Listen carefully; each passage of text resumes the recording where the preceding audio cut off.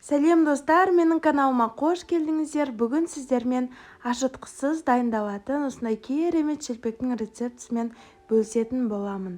Толық рецепті видеоның астында описанияда жазылған.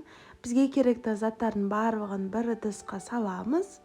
Ұн, бір жұмыртқа,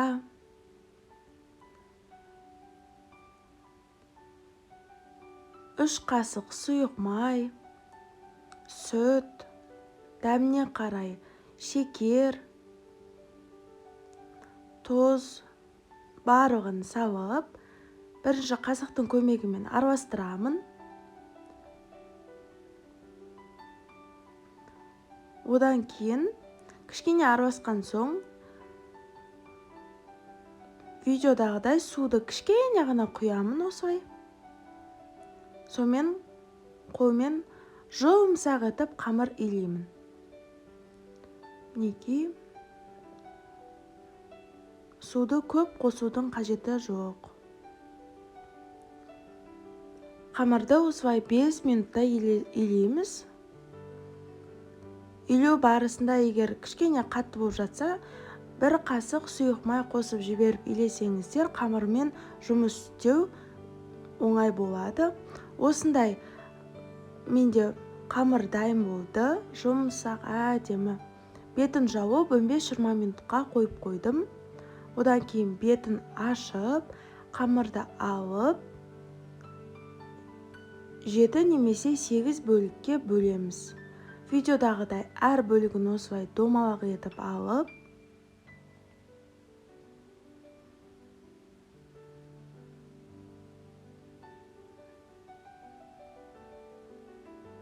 барлығын жақсылап домалақтап шығамыз. Бетін жауып, тағы 10 минутқа қойып қоямыз. 10 минут өткеннен кейін қамырды кішкентай оқтаудың көмегімен жайып шығамыз. Бұл уақытта табаға майды құйып қыздыруға қойып қойдым мен. Осы видеодағыдай әр қамырды жайып аламыз. Қызып тұрған майды орташа отта осылай екі жағынан шелпектерімізді пісіріп аламыз. Осылай вилканың көмегімен қамырдың барлық жері майға тиюін қадағалап тұрамыз. Сол кезде шелпегіміздің барлық жеріне май тиіп әдемі түсте болады. Мінекей осындай керемет шелпектер дайын болады. Осы рецептмен шелпек дайындап көріңіздер.